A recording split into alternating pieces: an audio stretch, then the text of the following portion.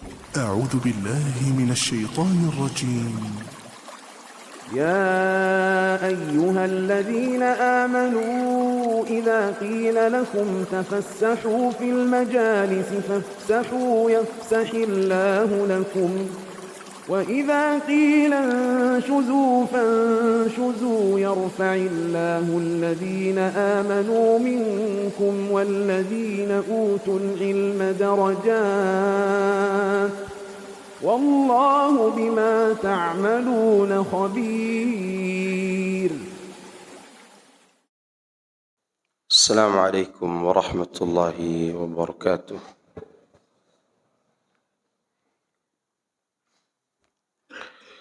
إن الحمد لله نحمده ونستعينه ونستغفره ونعوذ بالله من شرور أنفسنا وسيئات أعمالنا. من يهده الله فلا مضل له ومن يضلل فلا هادي له وأشهد أن لا إله إلا الله وحده لا شريك له وأشهد أن محمدا عبده ورسوله صلى الله عليه وعلى آله وصحبه أجمعين وسلم تسليما كثيرا مزيدا أما بعد. Para jemaah sekalian, azani Allahu iyyakum. Rasulullah sallallahu alaihi wasallam beliau memberitahukan sebuah kabar gembira bagi orang-orang yang berkumpul untuk mengingat Allah, termasuk di dalamnya salat berjamaah,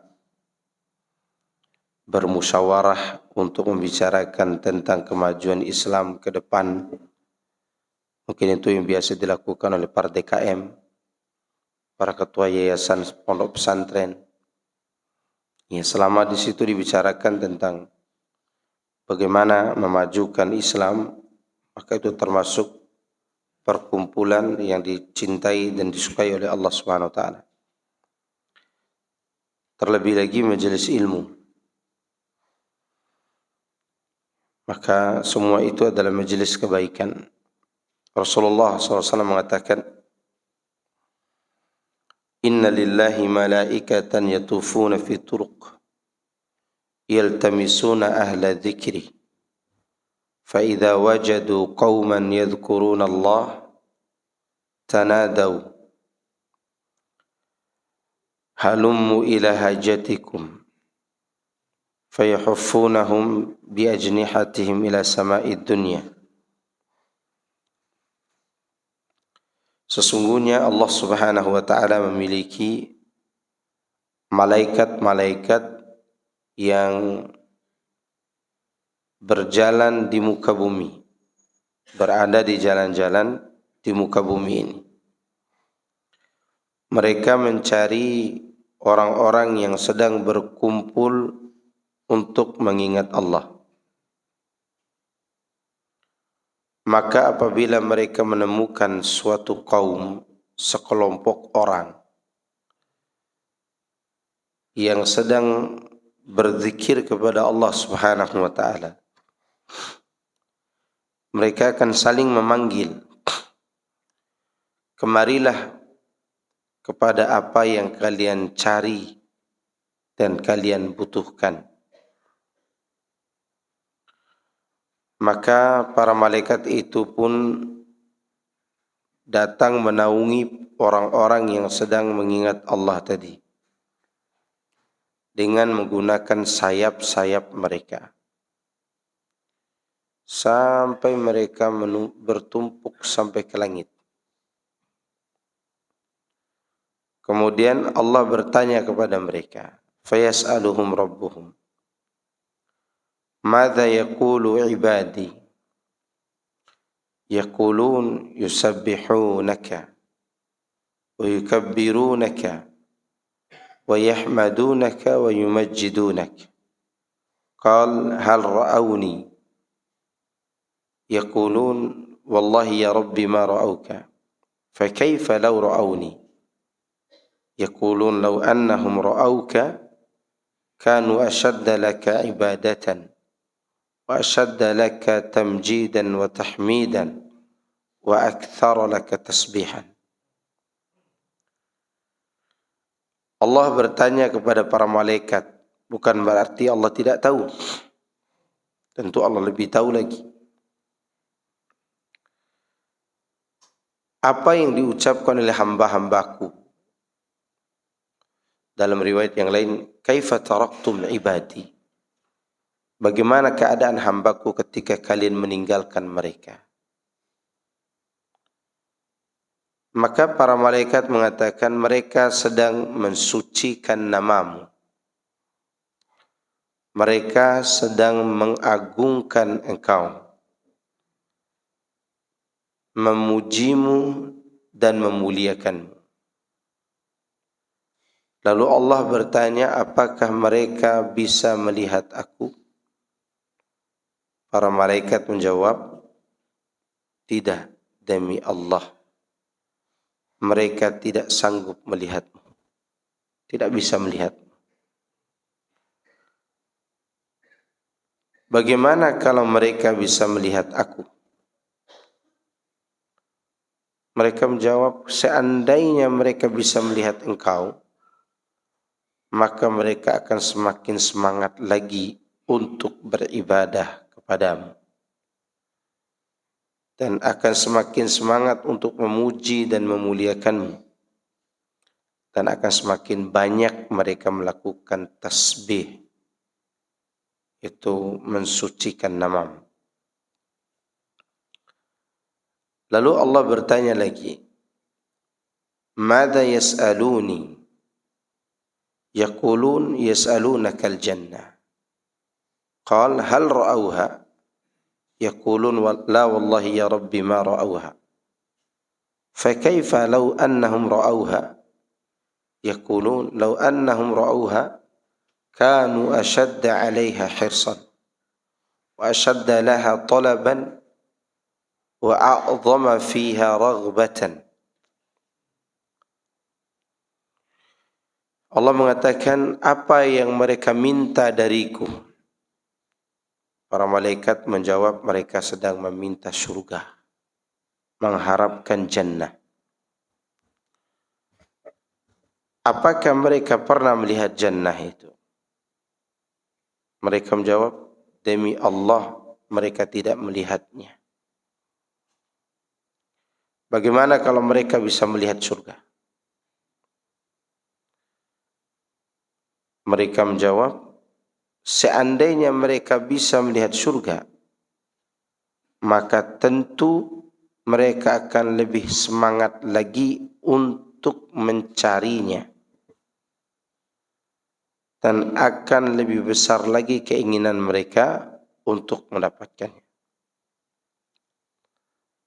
Allah mengatakan lagi, mimma yata'awwadhun yaqulun minan nar. Qal hal ra'awha? Yaqulun la wallahi ya Rabbi ma ra'awha. Kaifa law ra'awha? Qal yaqulun law annahum ra'awha kanu ashadda minha firaran wa ashadda minha makhafatan. Mereka meminta perlindungan dari apa?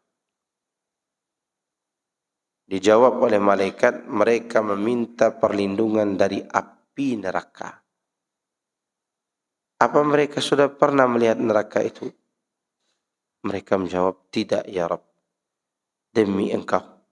Mereka tidak pernah melihat neraka. Bagaimana kalau mereka bisa melihatnya? Dijawab oleh para malaikat, seandainya mereka itu benar-benar bisa melihat neraka, maka tentu mereka adalah orang yang paling jauh melarikan diri dari neraka itu. Dan paling takut kepadanya. Lalu Allah mengatakan kepada seluruh malaikat, Inni ushidukum anni qad ghafartu lahum. Sesungguhnya aku menjadikan kalian sebagai saksi, wahai para malaikat. Saksikanlah bahwa aku telah mengampuni mereka semua. Kemudian ada salah seorang malaikat berkata kepada Allah, inna fihim rajulan la ya'ti illa lihajatin. Ada di tengah mereka itu orang yang hanya sekedar datang untuk sebuah kebutuhan saja. Mungkin dia mau ketemu temannya, atau setelah itu mau bicara bisnis, tapi duduk berkecimpung di situ. Kata Allah kepada para malaikat itu, humul julasa la yashqa ma'ahum jalisuhum. Orang-orang itu, yaitu orang yang duduk di majelis zikir tadi, majelis ilmu, tidak akan pernah rugi orang lain duduk bersama mereka. Jadi kalau ada orang sekadar duduk pun, dia mendapatkan keutamaan majelis ilmu. Bagaimana kalau kita datang, walaupun tidak paham-paham, tapi dengan niat yang tulus. Lalu bagaimana dengan orang yang datang dengan hati yang tulus, kemudian berusaha memahami dan menghayati apa yang disampaikan oleh Allah dan Rasulnya Sallallahu Alaihi Wasallam. Maka tentu semua itu lebih utama lagi. Maka inilah kabar gembira dari Rasulullah SAW bahwa Allah mengampuni dosa orang-orang yang ada di majelis ilmu. Apa yang antum pahami dari mengampuni dosa mereka? Allah tidak katakan di sini, wahai malaikat, aku mengampuni kalian karena kalian telah hadir di majelis itu. Enggak, Allah tidak katakan. Kenapa? Karena malaikat tidak berbuat dosa. Berarti yang hadir di majelis ilmu itu adalah para pendosa. Sekarang ada orang suci di dunia ini? Enggak ada. Ya, minimal waktu kita lari di jalan terserempet parfum wanita yang sangat wangi. Kemudian timbul rasa ingin memiliki. Itu dosa. Tapi Allah Subhanahu wa taala ketika melihat mereka hadir bersama-sama di majelis kebaikan, Allah Azza wa Jalla mengampuni mereka semua. Dan ini adalah merupakan keutamaan berkumpul dalam kebaikan. Sebagian ulama mengatakan termasuk di dalam sholat berjamaah. Karena di situ orang mengagungkan Allah, memuji Allah, menyanjung Allah. Rugi orang yang tidak hadir bersama kaum muslimin. Termasuk juga seperti yang dikatakan oleh Imam Nawawi, yang dimaksud dengan ahlu zikri atau majlis zikir adalah majalis ilmi, majlis ilmu. Baik, kata Syekh Shalih Fauzan al-Fauzan, kita lanjutkan kitab ini. Wa ilaika bayanul wasailil qawliyyah wal fi'liyyah allati naha anha Rasulullah SAW. Hendaklah engkau memahami perkataan dan perbuatan yang dilarang oleh Nabi Sallallahu Alaihi Wasallam. Liannaha taqdi ila syirk, karena perkataan dan sikap tersebut bisa mengarahkan kepada syirik. Nah, ini menunjukkan bahwa syirik kecil definisinya apa? Syirik kecil artinya ma yatawassalu bihil abdu ila syirkil akbar. Apa saja yang menyebabkan seorang terseret kepada syirik besar, itulah syirik kecil.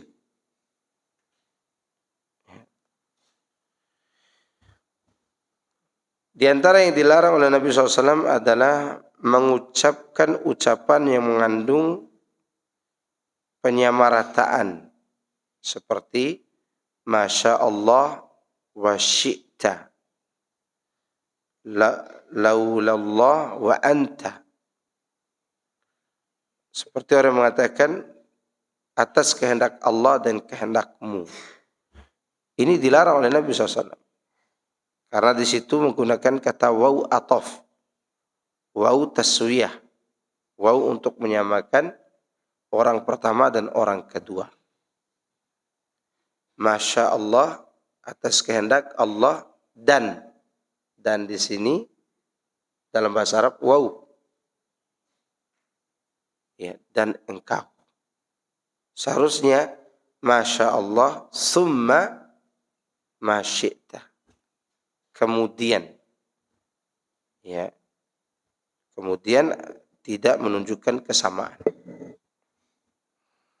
Demikian juga kalau bukan karena Allah dan karena engkau. Ini juga tidak boleh. Kalau bukan karena Allah, kemudian karena engkau.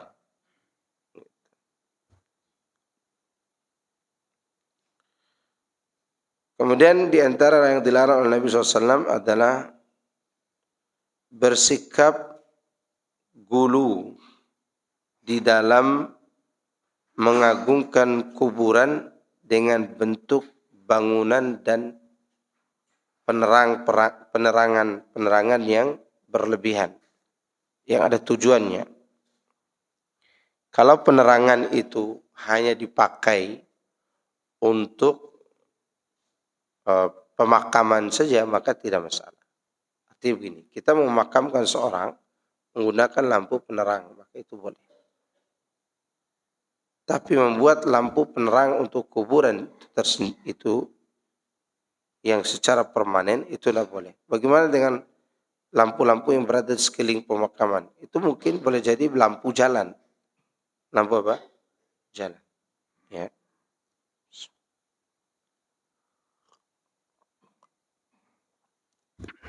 Yang dimaksud di sini adalah membuat lampu khusus untuk kuburan yang dikhususkan.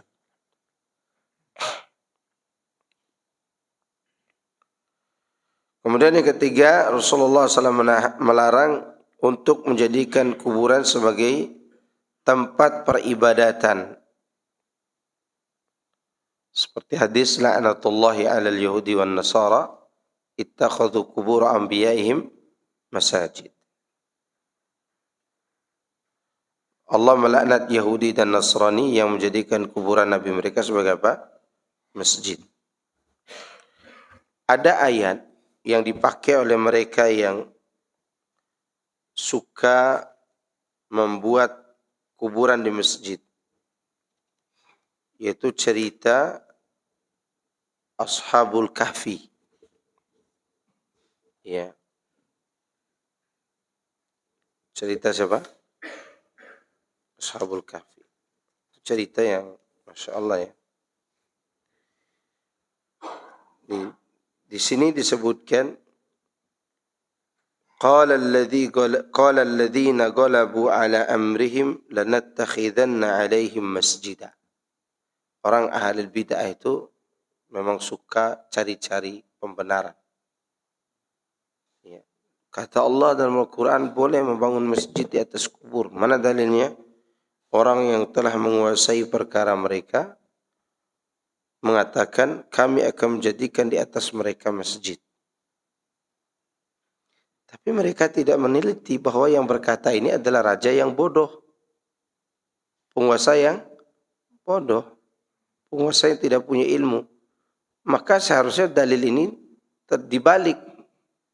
Seharusnya menjadi hujah atas mereka. Bahwa yang membuat masjid di atas kuburan orang soleh itu hanya orang-orang bodoh. Ini kan penguasa yang waktu itu menemukan keberadaan mereka di gua itu.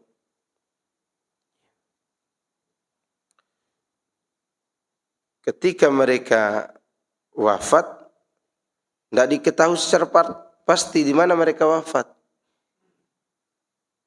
Ashabul Kahfi itu kan tidak tahu di mana, bagian mana di dalam gua itu mereka wafat. Maka si raja mengatakan lanattakhidanna alaihim masjidah. Kalau begitu kita buat saja tempat ibadah di atasnya. Siapa yang mengatakan ini? Para nabi kah? Orang yang bertauhid kah? Bukan, ini orang bodoh.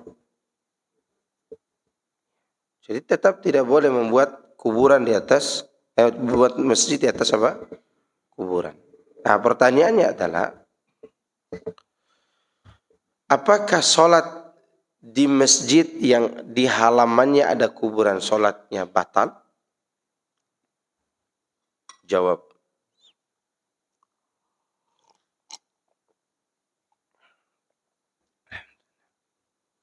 Salatnya tidak batal.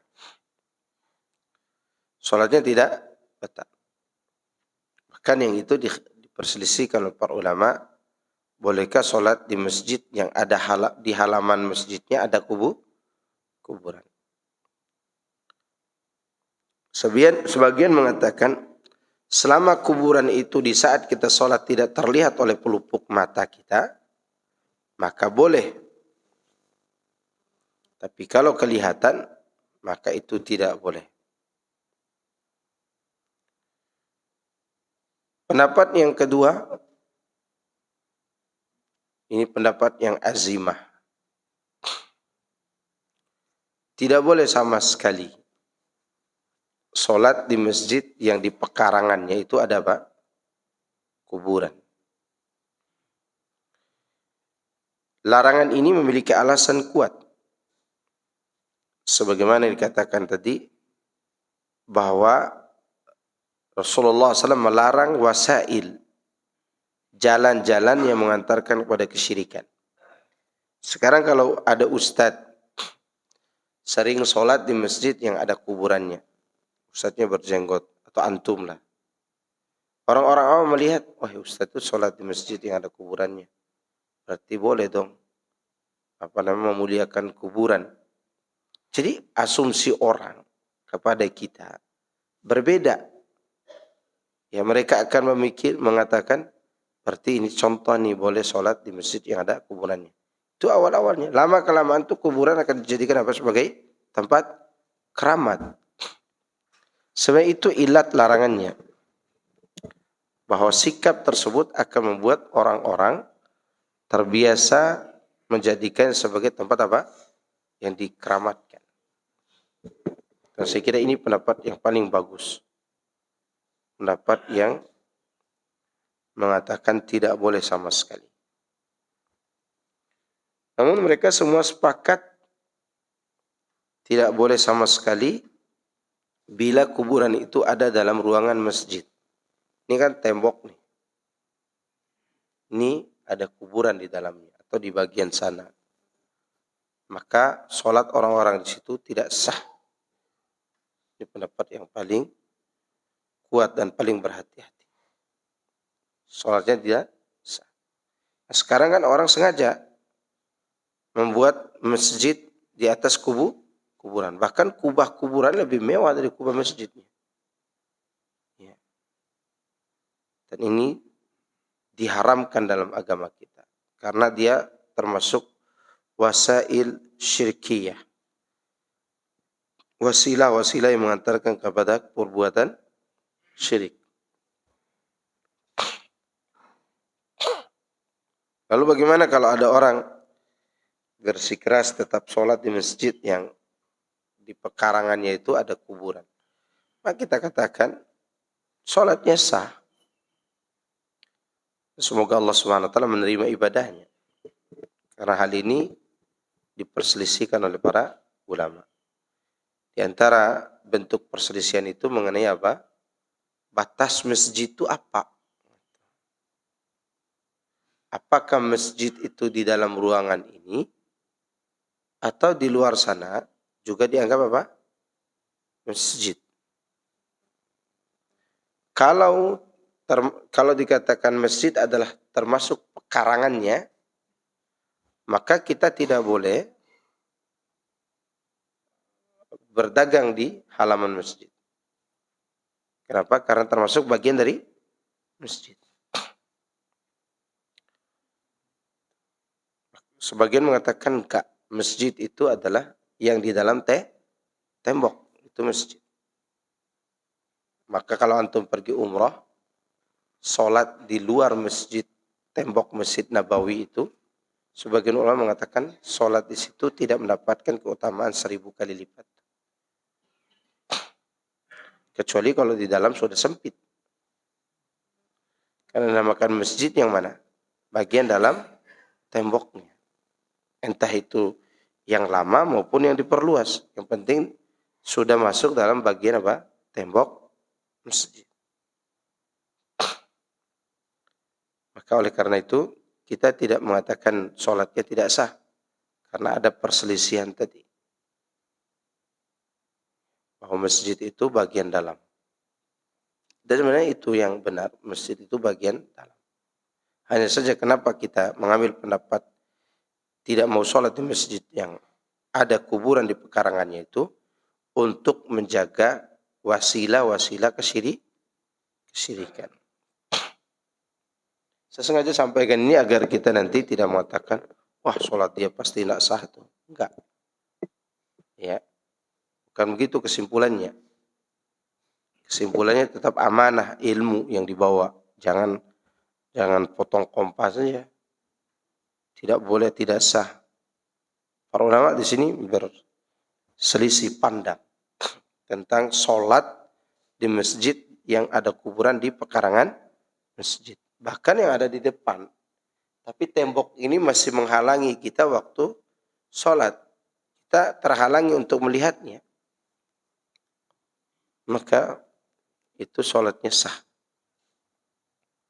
Cuma sebagai bentuk kehati-hatian agar kita tidak mengajak orang pada perbuatan syirik dan gulu, kita tidak membolehkan sholat di situ.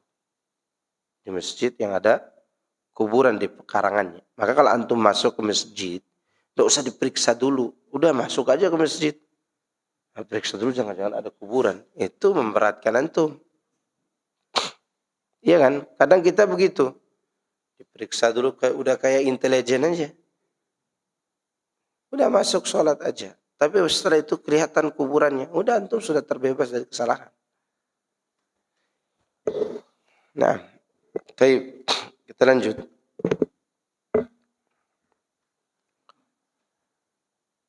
Naha anis salati inda tulu'i syamsi wa inda gurubiha lima fi dhalika min at-tashabbuh billadhina yasjuduna laha fi hadhihi al-awqat. Rasulullah SAW melarang sholat ketika matahari terbit dan matahari mau terbenam. Kenapa? Karena itu menyerupai para penyembah matahari. Para penyembah matahari itu kapan dia sujud kepada matahari? Di waktu terbit dan waktu terbenam. Larangan ini karena apa tadi? Karena menjadi wasilah. Padahal ketika kita sujud di waktu matahari terbit, sujud kemana kita? Kepada Allah. Tapi di waktu itu orang-orang penyembah matahari biasa menyembah matahari. Demikian juga waktu matahari berada sebelum terbenam. Kita tidak sujud kepada matahari itu enggak. Sujud kepada Allah. Tapi waktu yang kita pakai, waktu yang biasa dipakai oleh orang-orang yang menyembah matahari. Allah tidak menyukai itu. Maka Rasulullah SAW melarang. Kemudian Rasulullah SAW yang kelima, naha anis safar ila ayyi makanin minal amkina biqasdi taqarrubi ilallahi fihi bil ibadah illa ila thalathatil masajid, Masjidil Haram, wa Masjidil Nabawi, wa Masjidil Aqsa. Perhatikan yang kelima ini. Rasulullah SAW melarang pergi ke tempat untuk bersafar ke sebuah tempat yang dijadikan sebagai tempat untuk mendekatkan diri kepada Allah. Sengaja ke sana untuk mendekatkan diri kepada siapa? Kepada Allah. Kecuali 3 masjid. Apa saja? Masjidil Haram, Masjid Nabawi, dan Masjid Al-Aqsa. Sekarang ada orang suka ke IPB. Ada nggak yang suka ke IPB? Ada, anak juga suka ke IPB. Dermaga. Sama IPB Bogor ini. Tapi ada yang IPB itu negara. India, Pakistan, Bangladesh. Dan itu dianggap suatu tempat yang mulia untuk didatangi. Bahkan di daerah saya, daerah Dompu itu, ada bapak-bapak yang tidak mau menikahkan anaknya dengan ikhwan, kecuali kalau dia sudah pergi ke IPB. Berarti dianggap mulia nggak tempatnya? Ayah. Ini anggapan yang tidak boleh. Melakukan safar dengan sengaja untuk menuju suatu tempat yang dianggap tempat itu sebagai bentuk mendekatkan diri kepada Allah. Nggak boleh. Maka kalau antum pergi ke Nabawi, ke Madinah, niat dari Indonesia ini bukan ziarah kubur Nabi. Tapi niatnya untuk ziarah Masjid Nabawi. Nah, sampai di sana baru antum berziarah ke kuburan Rasulullah sallallahu alaihi wasallam. Jadi niat kita dari sini adalah ingin mendatangi Masjid Nabawi.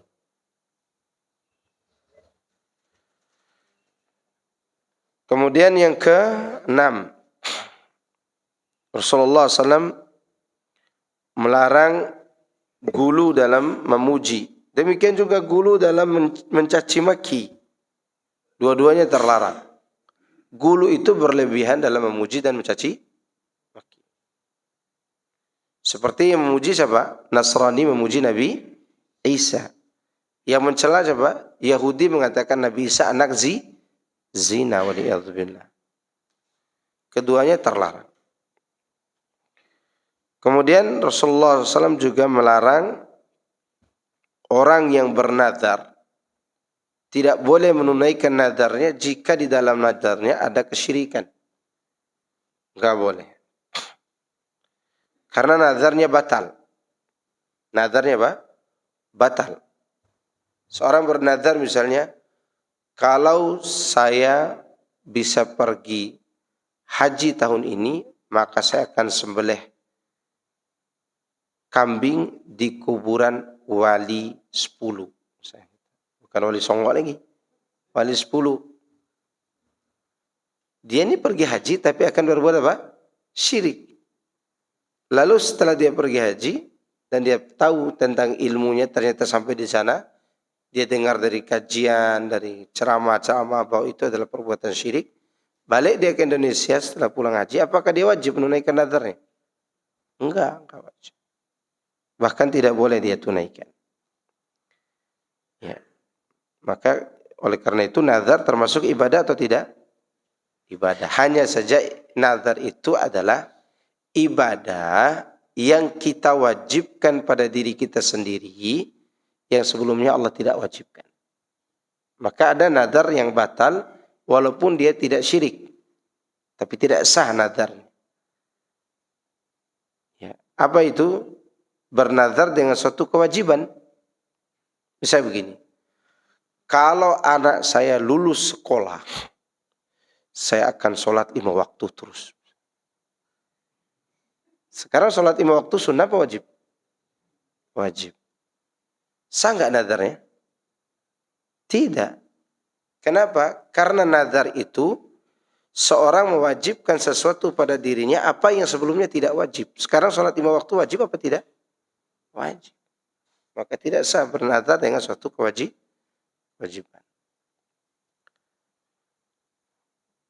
Sekiranya seorang sudah bernazar dengan cara yang benar, misalnya dia katakan, anak saya kalau lulus sekolah, saya akan menyembelih, atau saya kalau dapat anak laki-laki, saya akan menyembelih kambing 4 ekor. 2 ekor untuk akikah, 2 ekor untuk sedekah.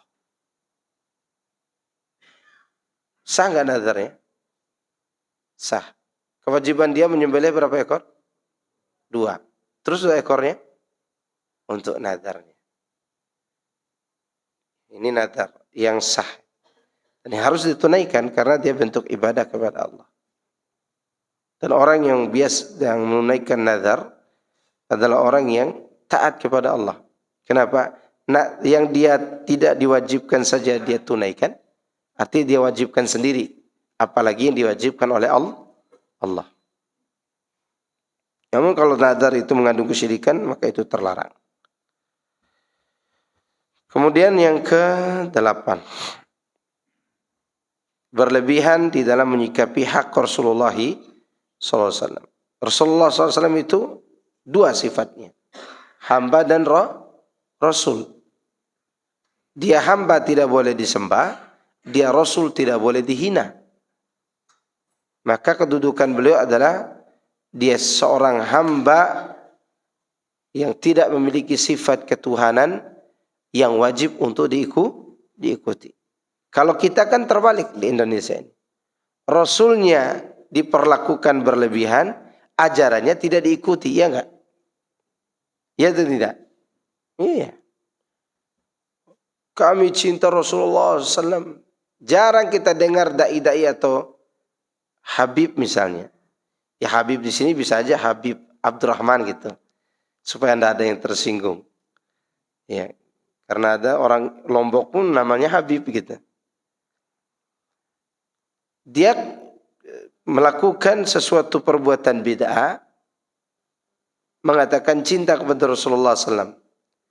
Tidak pernah atau jarang kita dengar, kecuali yang dirahmati oleh Allah, ikuti Rasulullah SAW. Jarang kita dengar. Bukan tidak dengar ya, jarang. Kalau beragama, ikutilah Rasulullah SAW. Yang paling sering mereka sebutkan apa? Ayo kita mencintai Rasulullah SAW. Orang Syiah pun mengatakan demikian. Ya enggak? Tapi yang membedakan antara orang yang betul-betul mengikuti Rasulullah SAW adalah ittiba kepada beliau. Bukan bersikap gulu. Seperti sikap gulu. Ya. Yang sering kita dengar waktu lewat-lewat orang minta duit pakai jaring ikan tuh. Itu kan sering dinyalakan salawat-salawat tuh.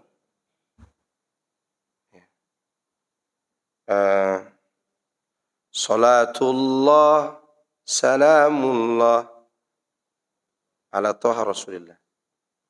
Tawassalna bi bismillah wa bil hadi Rasulillah bi kulli mujahidillah bi ahlil badri. Ya Allah. Ini semua termasuk kalimat gulu.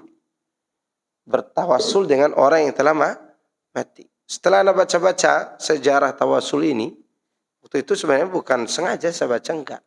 Saya baca kitab di masjid, anak kira itu tulisan ustaz-ustaz kita. Anak baca tentang rumus doa dan zikir. Orang Indonesia yang tulis, seorang profesor lagi. Terus di situ dia bawakan sejarah ini. Kapan dibuat salawat ini? Ternyata dia adalah salawat produk lokal kita. Sudah diekspor ke Malaysia. Artinya orang Malaysia pun terserempet salawat ini. Ini dibuatnya pada tahun 1965.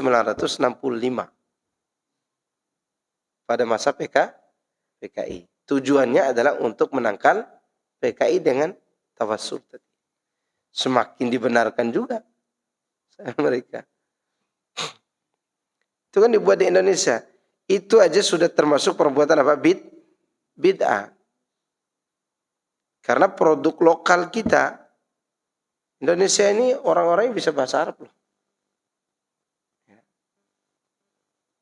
Antum-antum aja yang tidak bisa bahasa Arab. Bisa bahasa Arab. Maka mereka bisa buat-buat salawat kayak gitu. Tawassalna bi bismillah. Sampai di sini udah bagus. Kami bertawasul dengan nama Allah. Seandainya begitu cukup. Tapi kan tidak enak nyanyinya. Tawassalna bi bismillah, tawassalna bi bismillah. Tidak enak kan? Tidak enak. Maka dibuatlah oleh mereka bertawasul juga dengan Rasulullah SAW dan ahli Badar dan seluruh mujahid. Dan itu terlarang. Atau seperti perkataan seorang yang begitu berlebih-lebihan kepada Rasulullah SAW, yaitu Al-Busairi. Al-Busairi berkata di dalam burdahnya, Ya akramal khalqi mali man aludhu bihi siwaka inda hululil hadithil umami. Wahai manusia yang paling mulia, aku tidak punya tempat berlindung kecuali kepadamu. Ketika turun musibah yang merata di mana-mana. Nah, ini yang dimaksud siapa nih? Rasulullah SAW. Itu termasuk gulu kepada beliau alaihi salatu wassalam. Gimana supaya kita tidak gulu? Yakini beliau memiliki dua sifat. Apa itu? Sifat hamba, tidak boleh disembah, dan sifat Rasul yang wajib diikuti. Yang kesembilan, dan ini sudah sering disampaikan, gulu kepada orang soleh. Gulu kepada Nabi SAW saja terlarang, apalagi kepada selain beliau. Sekarang di Indonesia bukan hanya kepada orang soleh, orang gulu, kepada orang gila pun gulu. Ya enggak? Ya atau tidak? Kemudian ustadz-ustadznya kayaknya mencari pembenaran luar biasa ya, dibela-bela. Mereka katakan itu wali majdub. Ya. Untung dia tidak katakan wali haram jadah itu. Majdub. Padahal itu majnun. Sekarang seorang wali yang majdub tadi, yang gila tadi, boleh nggak dia menikahkan anaknya pada kondisi dia gila? Nggak boleh kan? Nggak boleh. Menikahkan anak aja nggak boleh jadi wali, apalagi jadi wali Allah. Jadi wali anaknya aja nggak boleh dia. Tidak sah nikahnya. Karena gila. Sekarang saya mau bertanya ke antum. Siapa yang lebih rusak akalnya? Yang menjadikan dia sebagai wali atau orang gila itu? Yang gila itu yang jadikan dia sebagai wali. Karena gila itu ada dua loh ikhwan. Sebutkan oleh Ibnu Hibban dalam kitabnya Rawdatul Uqala. Bahwa akal itu ada dua. Akal yang matbu' dan akal yang masmu'. Matbu' itu akal normal kita. Membedakan ini gila, ini tidak. Yang kedua, akal yang dipelajari, yaitu pemahaman. Kalau pemahaman rusak, bisa dikatakan gila enggak? Gila pemahaman namanya. Termasuk yang mengangkat para wali gila ini sebagai seorang wali. Subhanallah, ini kegilaan. Kemudian mereka angkat-angkat. Apa alasan mereka bersikap berlebihan kepada orang soleh? Alasannya seperti yang dibisikkan oleh iblis. Bahwa mereka mencintai orang soleh. Jadi kiranya kita tidak cinta orang soleh gitu loh. Itu kan dikatakan oleh Syekh Muhammad bin Abdul Wahab. Tapi kejadian itu di tengah kebodohan. Berarti orang-orang yang mengangkat bersikap gulu kepada orang soleh ini bodoh apa berilmu? Bodoh apa berilmu? Bodoh. Abu Jahal dinamakan apa? Abu bodoh. Apa dia tidak bisa baca dan menulis? Bisa. Tapi kenapa dikatakan Abu bodoh? Karena dia berbuat syirik. Kata Ibnu Qayyim, sumber kesyirikan apa? Bodoh. Kebodohan itu sumber kesyirikan. Jadi berasal dari sana. Kata Ibnu Taimiyah tentang gulu. فَكُلُّ مَنْ غَلَ فِي نَبِيٍّ أَوْ رَجُلٍ صَالِحٍ وَجَعَلَ فِيهِ نَوْعًا مِنَ الْإِلَهِيَّةِ مِثْلَ أَنْ يَقُولَ يَا سَيِّدِي فُلَانٌ أُنْصُرْنِي أَوْ اغِثْنِي أَوْ ارْزُقْنِي أَوْ أَنَا فِي حَسْبِكَ وَنَحْوِ هَذِهِ الْأَقْوَالِ فَكُلُّ هَذَا شِرْكٌ وَضَلَالٌ يُسْتَتَابُ صَاحِبُهُ فَإِنْ تَابَ وَإِلَّا قُتِلَ فإن الله سبحانه وتعالى إنما أرسل الرسل وأنزل الكتب ليعبد وحده لا شريك له ولا يدعى معه إله آخر والذين يدعون مع الله إلها آخر مثل المسيح والملائكة والأصنام لم يكونوا يعتقدون أنها تخلق الخلائق أو تنزل المطر أو تنبت النباتات وإنما كانوا يعبدونهم ويعبدون قبورهم أو يعبدون صورهم ويقولون ما نعبدهم إلا ليقربونا إلى الله زلفى. Kata Ibnu Taimiyah, semua orang yang bersikap berlebihan kepada Nabi dan orang-orang soleh dan menjadikan pada diri mereka ada salah satu sifat ketuhanan, seperti dia mengatakan, wahai Tuanku fulan, tolong aku. Wahai Tuanku, berikan aku kelapangan, berikan aku hujan. Berikan aku rezeki. Aku mencukupkan dirimu untuk menjadi pelindungku. Atau yang semisal dengan itu. Maka semua ini adalah syirik, kesesatan. Yang mana pelakunya wajib dimintai taubat. Kalau dia bertobat, maka itu yang diharapkan. Kalau tidak, bagi penguasa membunuhnya. Bukan memerangi lagi, dipenggal oleh penguasa. Ya. Karena sungguhnya Allah Subhanahu wa taala telah mengutus semua para rasul dan menurunkan kitab-kitab agar Allah disembah ya satu-satunya. Agar Allah diesakan dalam beribadah. Maka tidak boleh meminta kepada yang lain bersama Allah.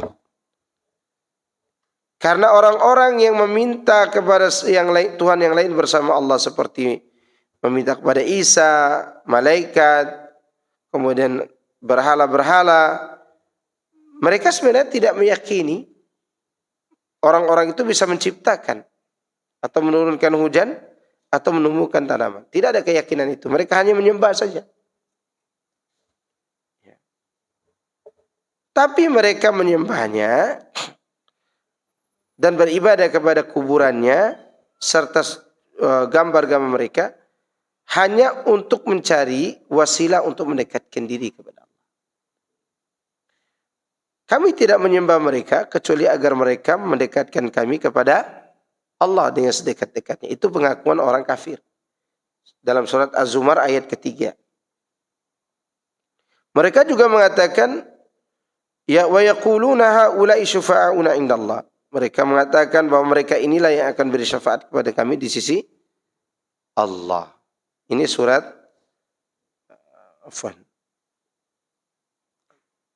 Faba'atha Allah Subhanahu wa taala rusulahu. Tadi surat Az-Zumar ayat 3 ya. Kemudian Allah Subhanahu wa taala mengutus para rasulnya untuk melarang itu semua dan melarang berdoa kepada selain Allah, melarang meminta kepada selain Allah. Ini adalah merupakan perbuatan gulu tersebut. Jadi sudah dilarang oleh Allah Subhanahu wa taala dan Rasulnya sallallahu alaihi wasallam. Juga termasuk dilarang seperti yang kita bahas sebelumnya, yaitu taswir, menggambar, melukis foto orang-orang soleh. Dan ini sudah kita bahas. Nah, insyaallah kita akan melanjutkan pembahasannya pada pertemuan kita yang akan datang. Ada pertanyaan silakan. Pembahasan kita nanti naqdu syubhatin musyrikin. Saya tanda ini. Membantah syubhatnya kaum musyrikin. Fadhal, ada yang bertanya? Udah waktu syuruk enggak? Masih ada waktu, silakan nanti.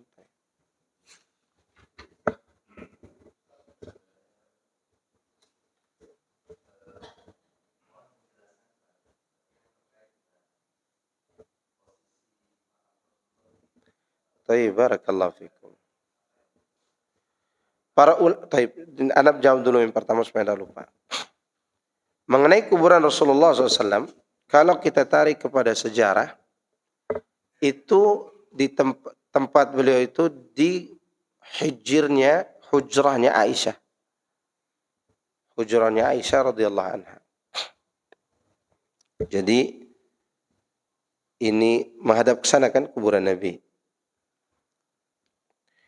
Ya, di sini mihrab nih. Ini kan deretan rumah istri beliau. Di sini rumah Aisyah radhiyallahu anha. Sebelah sini. Nah, rumah Aisyah itu di belakang sini kan nanti antum kalau masuk ke Raudhah itu dibuat tali kan. Ada ruangan kosong di situ. Itu adalah tempat di mana para sahabat yang miskin hidup di situ dulu. Yang menanti makan di masjid itu. Ashabus Suffah. Nah, ini berarti tanah siapa ini? Aisyah radhiyallahu anha. Nah, rumah Aisyah ini dibagi dua. Ada yang beratap, itu tempat tidur Rasulullah dan Aisyah. Ada yang dikelilingi oleh tembok, yang bahasa kita tembok ya. Tapi tidak beratap. Nah, di situ Nabi dikuburkan. Itu awalnya. Dan tidak pernah bergerak itu. Situ-situ aja. Nah, di zaman Khulafaur Rasyidin Al-Mahdiyyin, pembesaran masjid itu tidak ke arah sana. Tapi ke belakang. Karena mereka menjaga hadis Nabi tadi. Ya. Kemudian di zaman Abdul Malik bin Marwan, diperluas sampai masuk tanah Aisyah itu. Sampai masuk tanah coba Aisyah radhiyallahu anha. Sehingga kuburan itu pun dianggap masuk ke dalam lingkaran masjid. Maka di sini para ulama kita mengatakan seandainya masjid ini, kuburan ini betul-betul di dalam masjid, maka Masjid Nabawi berbeda dengan masjid yang lain. Kenapa? Karena satu kesalahan ini dihapus dengan apa? 1000 kali lipat sholat yang ada di situ. Itu pertama. Ada yang memahami yang kedua, bahwa tanah yang sekarang dipakai untuk memakamkan Nabi itu belum diwakafkan ke masjid. Masih berdiri sendiri. Masih tanah siapa? Aisyah radhiyallahu anha. Kalau ini pendapat yang sah dan rajih, maka selesai masalah. Karena yang terlarang itu adalah membangun masjid di tanah wakaf masjid. Bisa aja kan? Tanah masjid ini, di depan sini tanah saya gitu, belum diwakafkan. Sedangkan di belakang di TK itu sudah diwakafkan ke masjid. Bisa aja nggak? Bisa. Jadi yang menjadi patokan adalah tanah wakaf itu diwakafkan ke masjid atau tidak. Maka apakah rumah Nabi SAW dan Aisyah itu sudah diwakafkan ke masjid tanahnya? Sekarang antum tanya ke Raja Salman. Ya, atau ke pemerintahan Saudi. Wallahu alam, ya kalaupun pendapat yang kedua ini tidak diterima atau yang pertama tadi, maka Masjid Nabawi diselamatkan dengan keutamaannya tadi. 1000 kali lipat sholat di Masjid Nabawi seperti sholat di masjid yang lain, kecuali Masjidil Haram dan Masjid Al-Aqsa. Nah, jadi itu tidak dikehendaki oleh para sahabat, dikehendaki oleh khalifah yang datang setelahnya. Dan Aisyah menyebutkan hikmah kenapa kuburan itu di dalam masjid, di dalam rumahnya. Seandainya kuburan itu dinampakkan, maka kuburan beliau akan dikeramatkan. Pasti nggak? Iya. Tanahnya seorang mantan presiden aja hampir habis, setiap hari diambil orang. Apalagi tanahnya kuburan Rasulullah SAW. Ke Mekah itu orang Indonesia sama orang Bangladesh, India, ya terus Turki, mereka aja yang membuat pudar kaca makam Ibrahim, dicium-ciumnya. Gimana kalau kuburan Nabi dinampakkan seperti makam Ibrahim? Itu coba bayangkan. Habis tanahnya dibawa pulang ke Indonesia, ganti lagi tanah. Ya, itu diantara hikmah. Jadi tidak bisa disamakan dengan keadaan kita yang sekarang ini di Indonesia. Kemudian yang perlu diingatkan juga bahwa di Masjid Nabawi itu ada penjaga yang menjaga orang untuk tidak bersikap gulu kepada kuburan Rasulullah SAW. Kalau di Indonesia dia ajak orang untuk ke kuburan walinya. Kenapa? Fulus. Ya kan? Itu yang disebut dengan UUD. Ujung-ujung duit. Ya, dan ustadz-ustadz Indonesia ya tawadu, tahu warna duit. Makanya dibuatlah kuburan keramat itu. Ini fulus itu. Orang pergi ziarah itu, apalagi sekarang udah ada tour leader ya, tour travel, kunjungi kuburan para wali. Dan sekarang udah banyak wisata religi, dibuat juga itu kuburan-kuburan palsu. Ya. Tapi saya kira cukup. Yang kedua silakan. Cukup ya. Ada lagi? Cukup ya. Subhanakallahumma wa bihamdika. Asyhadu an la ilaha illa anta astaghfiruka wa atubu ilaik. Assalamualaikum warahmatullahi wabarakatuh.